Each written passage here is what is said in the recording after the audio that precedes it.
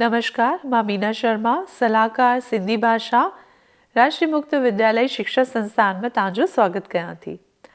अॼु असां सबक खयो आहे सिंधीअ जा फ़नकार, जेको आहे माध्यमिक पाठ्यक्रम भाषा जो सबक 16 सिंधीअ जा फ़नकार। सिंध जी भूमि सूफ़ी संतन दरवेशनि जी पवित्र सरज़मीन रही आहे, जिते केतिरनि ई दरवेशनि ऐं ॻाईंदड़ फ़नकारनि जनम वरितो आहे। उन्हनि वक़्त ब वक़्त समाज खे अमन ऐं भाईचारे जो पैगाम ॾिनो आहे। इन खां सवाइ हुननि सिंधी संगीत खे न रुगो क़ाइमु रखियो आहे, पर उनखे घर घर ताईं पहुचायो आहे। हू न रुगो माण्हुनि खे विंदराईंदा आहिनि, पर समाज जे केतिरनि ई बुराइयुनि जी ओघड़ करे दूर करण जी कोशिश बि कंदा आहिनि। असांजी विंदुर जा मुख़्तलिफ़ ज़रिया आहिनि। साहित्य पढ़णु, ॿुधणु ऐं चर्चा करण सां सोच ऐं ज्ञान में इज़ाफ़ो थिए थो ऐं शख़्सियत जो विकास थिए थो। साहित्य असांखे समाज, राष्ट्रीय संस्कृतीअ ऐं ॿोलीअ जे ज्ञान सां मालामाल करे थो। कला, संगीत ऐं नृत्य बि संस्कृतीअ जो हिस्सो आहिनि। कंहिं बि समाज जी कला, संगीत, साहित्य ऐं संस्कृति समाज जो आईनो हूंदो आहे। उहो सरमायो जेतिरो मालामाल हूंदो, उहो समाज ओतिरो खुशहाल।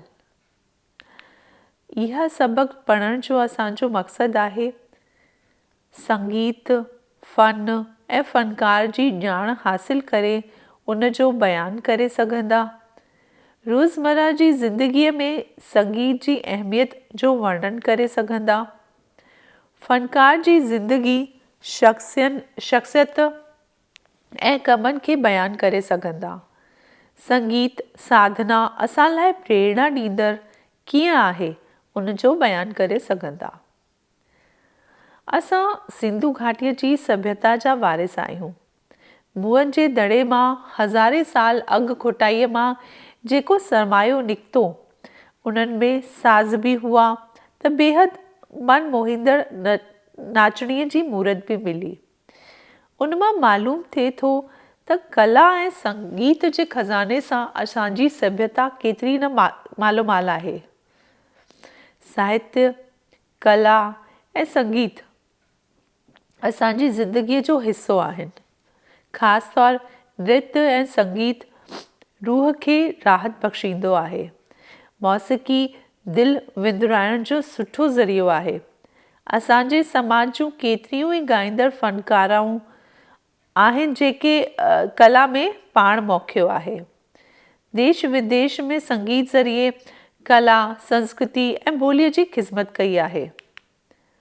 पहिरीं आहे तव्हांजे ॾिसो था राग जी राणी भगवंती नावाणी।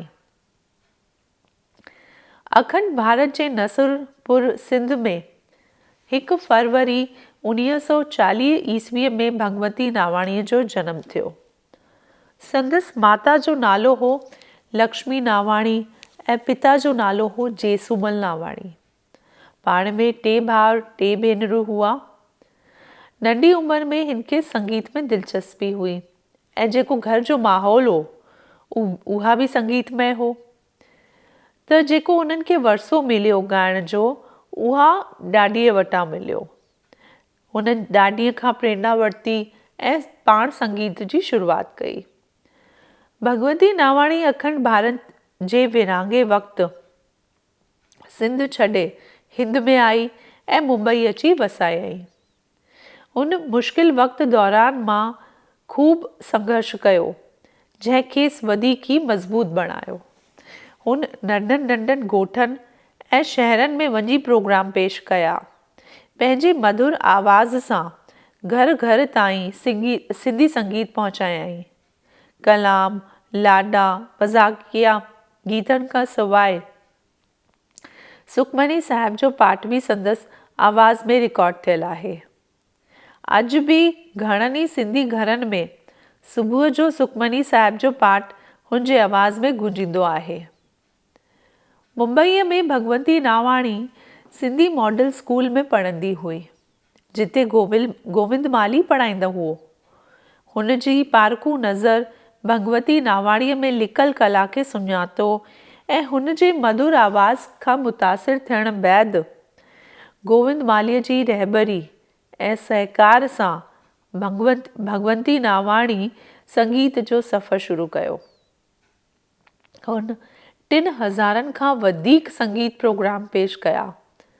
पंहिंजे गुरु गोविंद मालीअ जी हिदायतकारीअ हेठि हुन नाटकनि में अदाकारी पिणु कई। हाणे इहो सवाल अची सघे थो कि भगवती नावाणीअ जो गुरु केरु हो? त कंहिंजी रहबरी में कयो हुननि? गोविंद मालीअ जी। त हुननि जा गुरु हुआ गोविंद मालीअ। ज़िक्र जोगा नाटक आहिनि महिमान, गुस्ताखी माफ़, इश्क जी ललकार, तुंहिंजो सो मुंहिंजो। इन खां सवाइ केतिरनि सिंधी फिल्मुनि में बि गीत ॻाताईं, जीअं झूलेलाल लाडली, शल धीअरूं न ॼमनि, हो जमालो, हल त भॼी हलूं ऐं संत कंवरराम। फिल्म सिंधूअ जे किनारे में हुन न सिर्फ़ु अदाकारी कई पर गीत बि ॻाता। इन फिल्म लाइ खेसि बहितरीन अदाकारीअ लाइ अवॉर्ड बि मिलियो।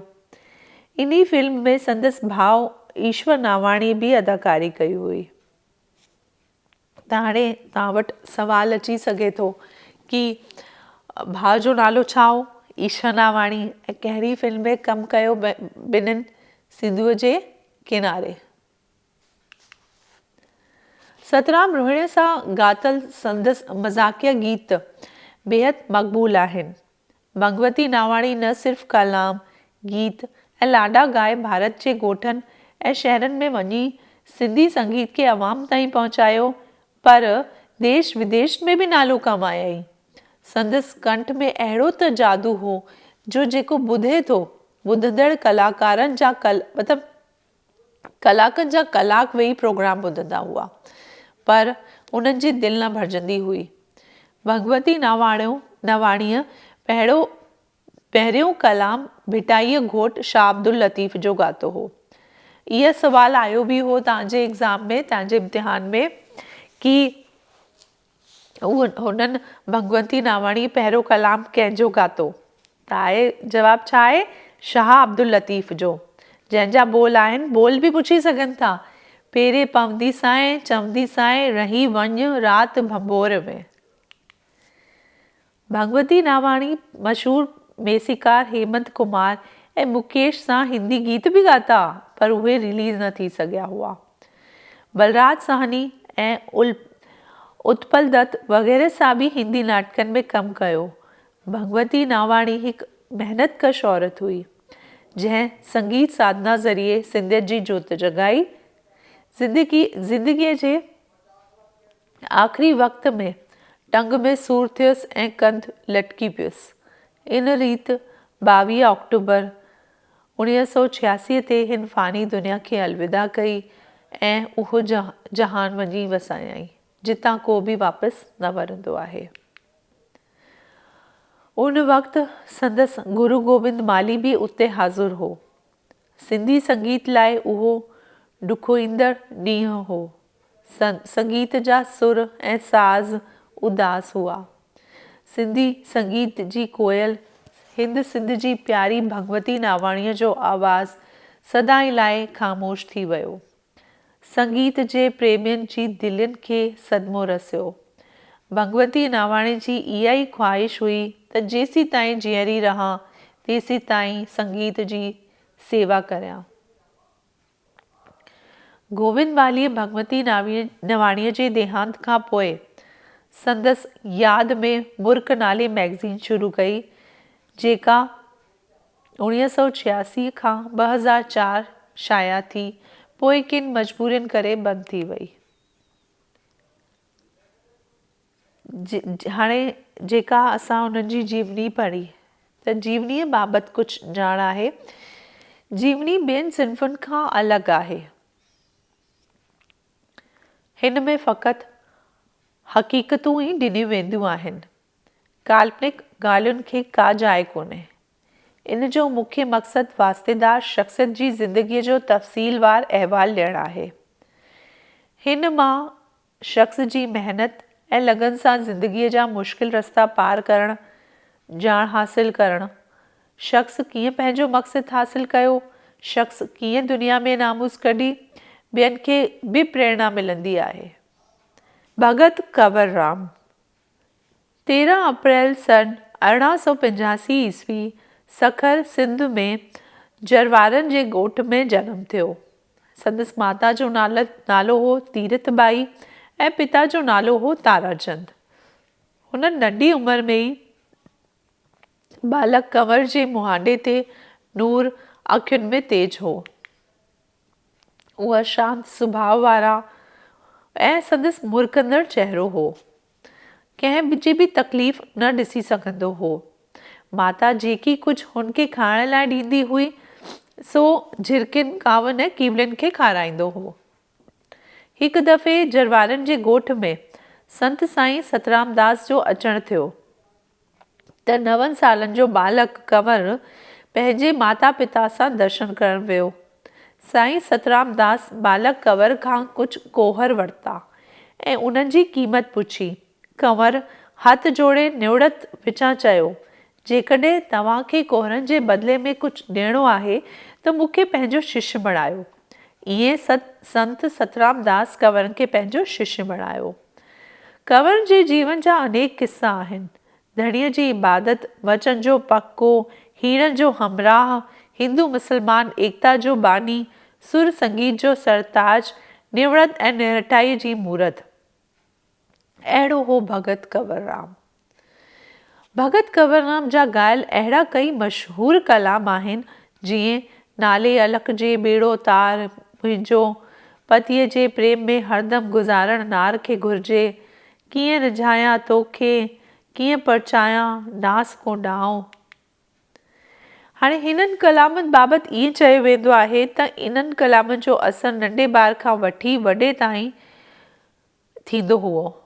अहिड़ा कई किस्सा ॿुधाया विया आहिनि जंहिंमें भगत कंवर राम जे कलाम ॻाईंदे ई नंढनि ॿारनि में हलचल अची वेंदी हुई। हिकु दफ़े भगत दौरान हिकु नंढे ॿार जे जिस्म में चुरपुर न ॾिसी हिकु ॾुखियारी माउ कंवर जी झोलीअ में ॿार ॾींदे बाॾाए चयो त हिन ॿार खे सुजाॻ कर। दरवेश फ़क़ीर कंवर धणीअ खे बाॾाईंदे चयो, मालिक तुंहिंजे नाव ते ॿारड़े खे लोली थो ॾियां, महिर कजांइ। ईश्वर हमेशह पंहिंजनि प्यारनि जी पत रखे थो। कंवर ईश्वर दर प्रार्थना कई त हिन दुखियारी माउ तुंहिंजे नाले जो वास्तो ॾिनो आहे, हिन ॿार खे जीवन बख़्श ऐं माउ जे भरोसे खे क़ाइमु रख। ॿार खे हंज में खणी भगत कंवर राम हीअ लोली ॻाती। लोली ॾेवा लाल नू कादिर जी कुदरत अहिड़ी, मतिलबु लोली ॾेवा लाल नू मतिलबु कुदरत अहिड़ी थी त जो ॿार जे जिस्म में चुरपुर पैदा थी ऐं ॿार रुअण लॻो। चवनि था त उन वक़्तु कंवर जे अखियुनि मां आब वही निकितो। कंवर जे जीवन जा अहिड़ा केतिरा ई किस्सा आहिनि। हिंदू तोड़े मुसलमान को बि सुवाली ईंदो त कंवर झोली फैलाए उन्हनि जा दुख दूर करण लाइ हथ ॾिघेरींदो। कंवर अहिड़नि इंसाननि में साक्षात ईश्वर पसियो। विरहाङे खां अॻु HMV ग्रामोफोन कंपनीअ वारनि भगत साहिब जा कलाम रिकॉर्ड करण लाइ हिकु तर्जबेकार इंजीनियर खे ख़ासि तौर ते जर्मनीअ मां घुरायो। जीअं त भगत साहिब जो सुर एतिरो त बुलंद हो जो ख़ासि रिकॉर्डिंग लाइ तकनीक अपनाई वई हुई, जेके रिकॉर्ड अॼु बि वॼाया वेंदा आहिनि। अमर साहिब संत कंवर राम पंहिंजे जीवन जी वाग धणीअ जे हवाले करे छॾी। मालिक जीअं तूं हलाईंदे तीअं हलबो। मालिक जेका वाट कंवर खे ॾेखारी तंहिं खेसि अमरता बख़्शी। ज़िंदगीअ जो आख़िरी प्रोग्राम मांजंदन दरबार में थियो, जिते भगत पेश कंदे मारू राग ॻाताऊं सभु हैरान हुआ। ख़ुशीअ जे मौक़े ते मारू राग, पर दरवेश कंवर खे आख़िरी सफ़र जी ॼाण अंदर जी रोशनी ज़रिए पइजी वई। आऊं कांगा कर ॻाल्हि मूंखे तिन मारूअनि जी साॻियणनि जी। या हो मारू राग। हाणे सवाल इंजो भी अची सके थो कि कहिड़ो मारू राग ॻातो। सिंध में 1 नवंबर जे ॾींहं ते खे कारो ॾींहुं तौरु दर्ज कयो वियो आहे। रुक स्टेशन ते हिंदू मुस्लमान एकता अमन भाईचारे जे प्रतीक भगत कंवरराम खे किन कटरू मज़हबी माण्हुनि गोली हणी मारे छॾियो। तॾहिं खां भगत कंवरराम जे नाले सां शहीद जुड़ी वियो। अॼु बि रुक स्टेशन ते 1 नवंबर ते हिंदू मोमिन गॾिजी हज़ारे ॾिया ॿारे श्रद्धांजलि ॾींदा आहिनि। सिंधी हिन वाक़े खे मौत न पर शहादत मञींदा आहिनि। हिंद सिंध में केतिरा ई आस्थान आहिनि जेके कंवर जे नाले ते शेवा जा कम करे रहिया आहिनि। भारत माता मंदिर हरिद्वार में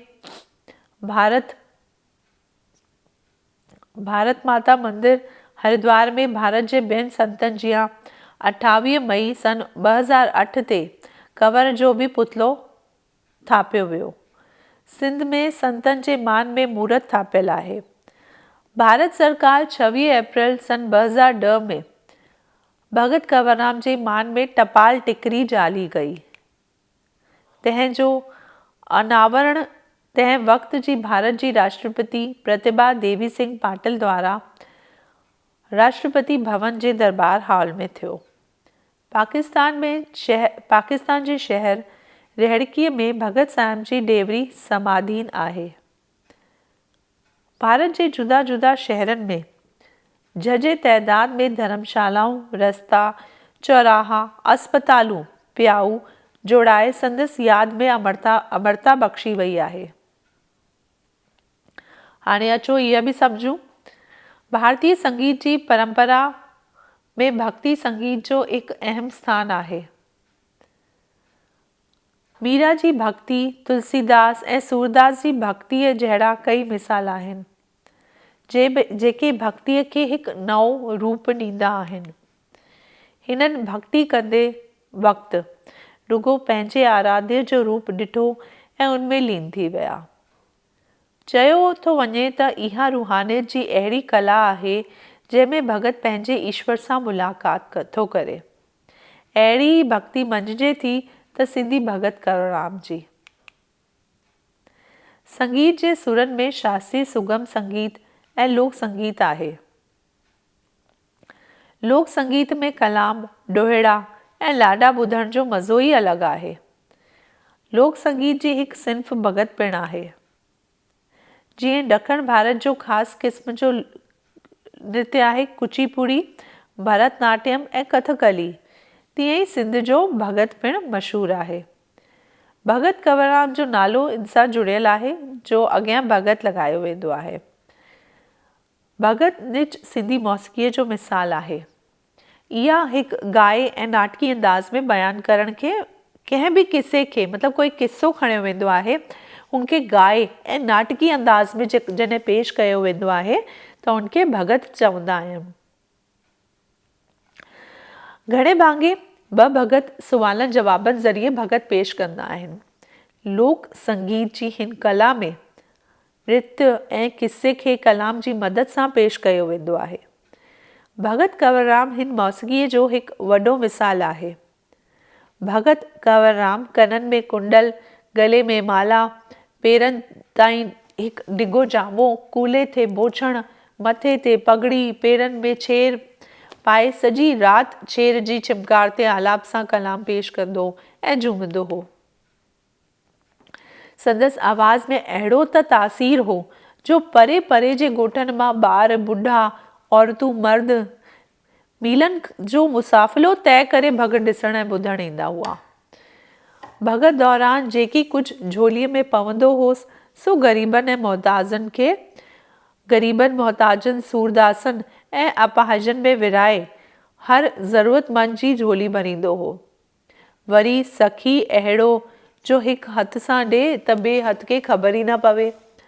छेर जी छिमकार ते भगत विझंदो हो ऐं ॻाईंदो हो ऐं मस्तीअ में झुमंदे बेखुद थी वेंदो हो। त हिन सबक मां तव्हां छा सिखिया?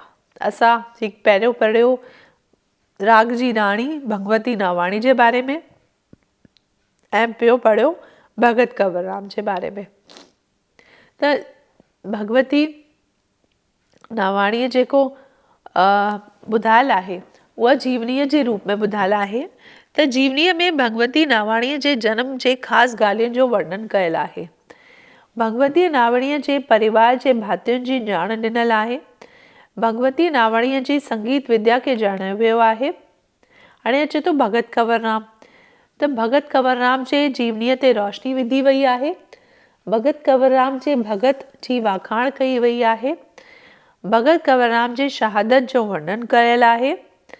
कहिड़े बि कुटुंब में जावल शख़्स महिनत ऐं लगन सां कामयाबी हासिल करे सघे थो। औरतूं मर्दनि खां घटि न आहिनि। उहे हर खेत्र में मर्दनि सां कूल्हे मां मिलाए हलनि थियूं। दुनिया जी आदमशुमारीअ जो अधु हिसो औरतुनि सां आहे। उन्हनि जी तरक़ीअ सां ई देश दुनिया में वाधारो थी सघे थो। त मूंखे लॻे थो इहा ॾाढी सवली भाषा में पाठ हुओ। तव्हां इंजॉय कयो हूंदो, सम्झ आयो हूंदो। अॼु जे लाइ महिरबानी।